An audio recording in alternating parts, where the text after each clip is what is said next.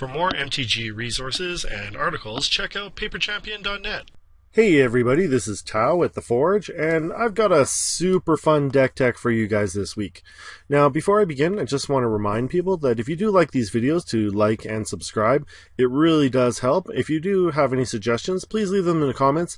I always like to hear what people have to say, and very often I do listen to the comments, and I try and do what you guys want to see, because really this is a channel for my viewers.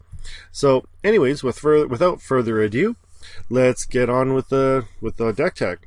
So this is a deck that I like to play called the Most Dangerous Game, and I have it unfortunately in MTGO, and I say unfortunately because it's basically unplayable in Magic the Gathering Online, but it is super fun to play in paper, and I didn't realize that it's actually unplayable in Magic the Gathering Online. I'll explain why later when I get to it. Alright, so basically what this is an Izzet burn shell, and basically we've added a whole bunch of coin flip cards into it to make it a little more interesting and a little more fun. I actually really like the idea of coin flip because it just makes things kind of chaotic, and really, when the way it works is like this. If you lose, then, well, you lost probably because of coin flips. And so it's not really like your lack of skill that lost, it's just bad luck. But if your opponent loses, they often feel really terrible because they lost to coin flip, right? And they'll just feel like it's a bad beat. So you can always console yourself if you lost, but your opponent's probably always going to feel bad if they lost. So it's kind of a win-win in that respect. And it is super fun, especially if you force your opponent to actually flip coins and stuff like that. So anyways, at the core of the deck, we have just a small burn shell, and I'll explain why we have a burn shell in just a moment here. So we have 4 lava spikes. So lava spike deals 3 damage to target player. Lightning bolt, 3 damage to target player or creature. Okay, so it could be a removal, could also be just attacking your opponent. Monastery Swiftspear just is our only creature. We're not really trying to do a beatdown with Monastery Swiftspear, although I guess it is possible. Really what we're trying to do is we are trying to just use that as kind of an early game threat, maybe get a few shots in quickly, and then turn it into a chump blocker later. Okay, and then we have 3 of Rift Bolt. Basically that's just another lightning bolt here, and we almost never cast it for its 3. We cast it for suspend 1, right? I guess we probably could use a 4 of Rift Bolt, but I don't know what I'd take out instead. Now what we're going to do is we are essentially just trying to burn our opponent down as much as possible while we get our real win condition online. And the real win condition is these coin flip cards. Alright, so what we're going to do is we're going to use Fiery Gambit. So Fiery Gambit is flip a coin until you lose a flip, or until you choose to stop flipping. Now some people think that you can choose to flip 10,000 times, but it actually says or until you lose a flip or choose to stop flipping. So if you ever lose a flip, then you just stop flipping. Right, so if you lose the flip, it has no effect. Okay, so that's the Gambit. But if you win 1 or more flips, it deals 3 damage to target creature. If you win 2 or more flips, Fiery Gambit deals 6 damage to each opponent. If you win 3 or more flips, you draw 9. And I usually go for the 2 flip one, right? So I just want to deal 6 damage to my opponent. If you win 3 or more flips, that's really unlikely, but I guess it could happen as well. All right. The other coin flip card we use is Mana Clash, and this is the really interesting one. So in Mana Clash, you and target opponent each flip a coin. Mana Clash deals 1 damage to each player whose coin comes up tails. Repeat this process until both players' coins come up heads or on the same flip. Now, what we're going to do is, we could just win with this if you just got lucky. Because really, if you, choose heads or tails each time, if you flip, you're essentially going to get a heads or a tails every time. It's random, and this could fizzle fairly easily, 25% of the time it'll fizzle because you'll both get heads. But a lot of times you can actually run this for a long time and you can just burn your opponent out. Now, as you can see though, what we're trying to do is, like, let's say you have 20 life and your opponent, has taken a couple bolts or rift bolts or stuff like that. So let's say we got this online at turn 3. Your opponent might already be down like 9 life, right? So you're starting at 11, or you're starting at 20 and your opponent's starting at 11. And so really, like, when you're each taking damage, you can afford to take a lot more damage than your opponent can, and you can actually maybe even just burn them straight out with this. Now we're going to kind of stack the deck, though, as you can see, using Krark's Thumb, right? So Krark's Thumb is, if you would flip a coin, instead flip 2 coins and ignore 1. All right, so what that allows you to do in Mana Clash is, let's say, like, most of the time, like 50% of the time, you're going to get a heads and a tails, right? 25% of the time you'll get 2 tails, and then 25% of the time you get 2 heads. But for your opponent, they have to also get a head. So essentially you have to flip 3 heads, which is very unlikely, right? It does happen, of course, but it's still much more unlikely for that to happen, for you to fizzle with Mana Clash.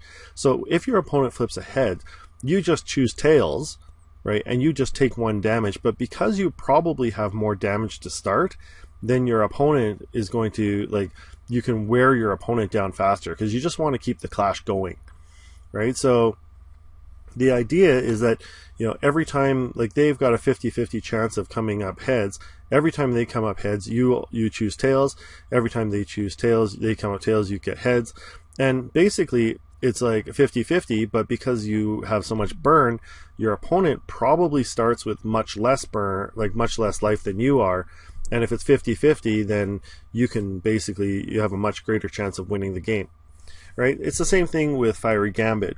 Fiery Gambit actually works really well for that, because again, you can basically choose which one you want, right? It gives you a much greater chance. Like, Krark's Thumb just gives you a much greater chance of getting the win off the coin flip.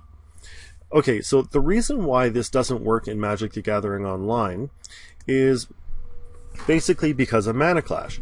So for Mana Clash, you have to be able to see what your opponent wants or comes up with on their flip.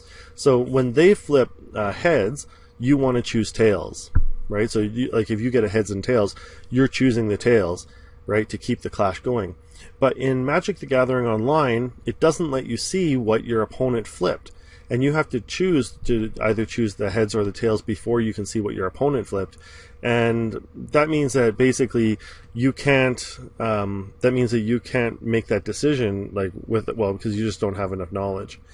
To my understanding of the card, it says you and target opponent each flip a coin, right? And then what I imagine is that has to be done in the open. The person can't hide it, because if they hit it, then how would you know, like, what you wanted to, like if they were actually telling the truth? Like, they would just say they flipped heads every time, right? And then Krark's Thumb doesn't say anything about your opponent not revealing their flip, or that you having to you having to choose one before your opponent reveals their flip.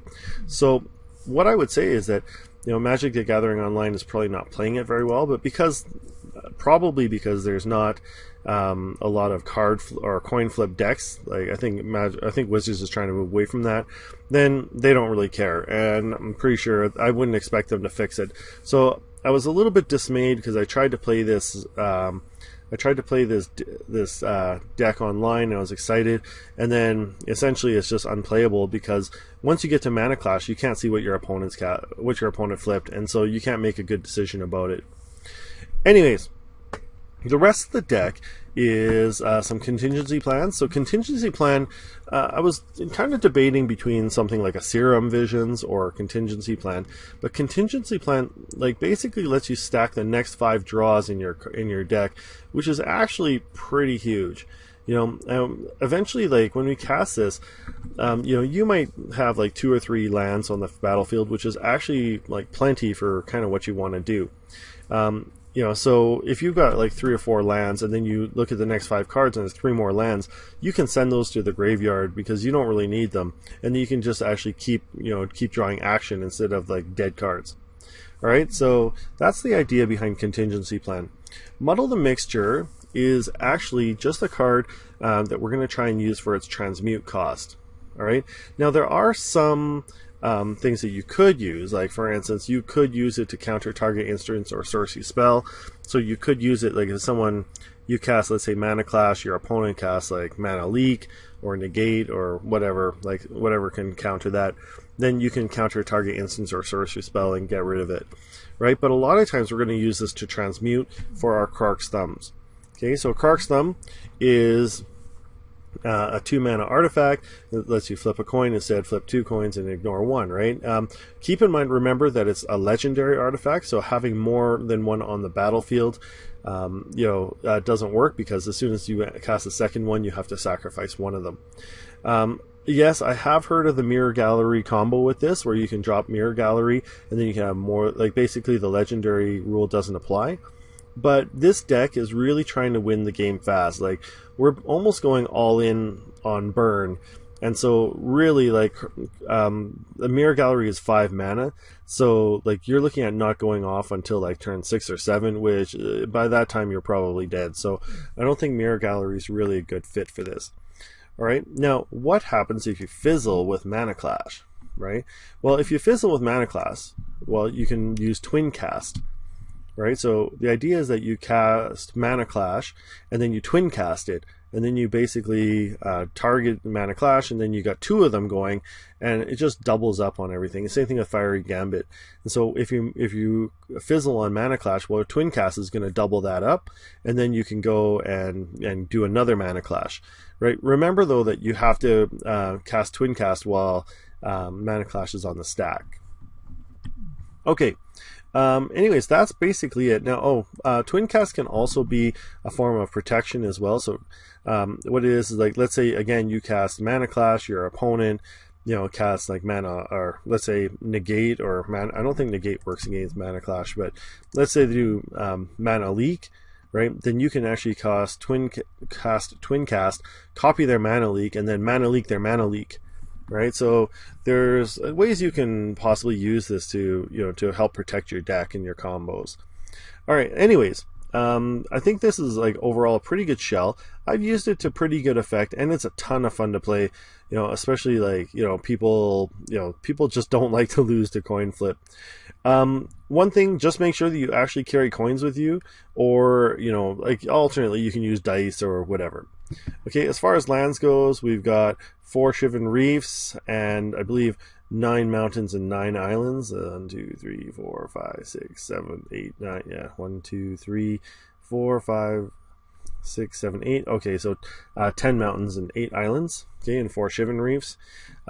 Essentially, I don't know. I think that mountain and islands could go even, especially because we have a lot of double blue casting cost cards. But anyways, that's pretty much the deck. Now, in the sideboard, we have 4 negates, okay, just in case people have combos or planeswalkers or whatever. Anger of the Gods, in case they drop a whole bunch of tokens, you can clear out the board. Just keep yourself alive a little bit longer, and that's going to help you out. Spellskite's good against, like, Bogles or other decks like that, so you can absorb damage on them. Dragon's Claws, because you're casting so many red spells here, Dragon's Claws actually help you quite a bit. So it can just, like, ideally we just need to stay alive until we can Mana Clash, right? So, Dragon's Claws is going to help you stay alive, and also, remember, when we Mana Clash, the idea is that we just have more life than our opponent, and so we can afford to choose, like, if we have a Krark's Thumb out, we can afford to choose, like, Tails and just take damage to keep the clash going. Right? Pithing Needle, again, is just to turn off, things like people's fetch lands or planeswalkers or anything else like that. Or, like, equipment, it can stop equipment from equipping and stuff like that. So these are kind of a general control package that are just pretty nice. Other than that, that's pretty much the deck. I encourage you guys to give it a try. It's fairly cheap to play, like, you can put different stuff into the sideboard, but, really, a lot of these cards are not really expensive. And it's a ton of fun to play, and no one really expects you to start, like, playing out this coin flip deck. So anyways, that's the deck.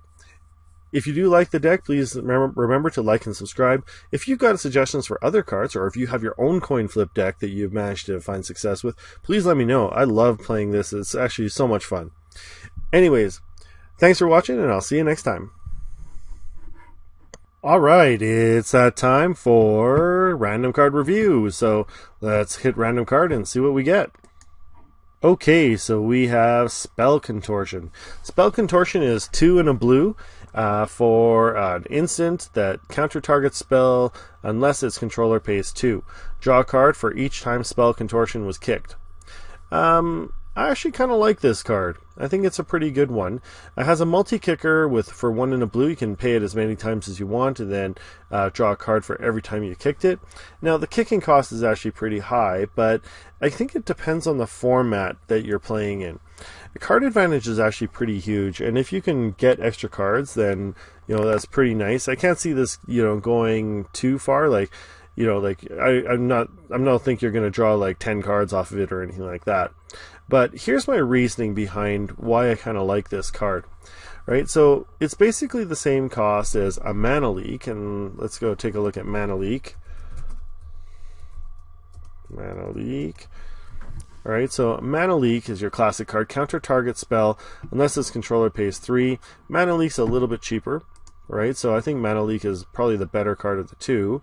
But here we have a 3 casting cost card, and basically what we can do is you can potentially draw an extra card off of it. So here's the thing, is that your opponent, a card like Mana Leak is good early game, and in Modern, I guess it's, since games happen so fast, that's probably why it's so good.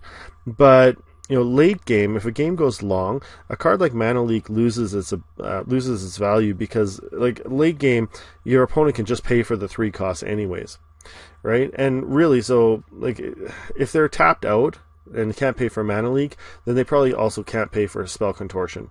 And having the ability to turn your extra mana into extra cards, really could save you in the late game. So I think that this card is actually fairly good. I wouldn't say it's the premier counter card, but I'd say it's actually a good card. I'm not sure if I agree with the 2.5 rating. I might give it actually 3.5. I think it's actually a pretty sweet card. Anyways, that's my random card review. If you differ in your opinion, please let me know. If you play this card, let me know. Or if you hate this card, throw it in the comments. Anyways, thanks for watching. I'll see you next time.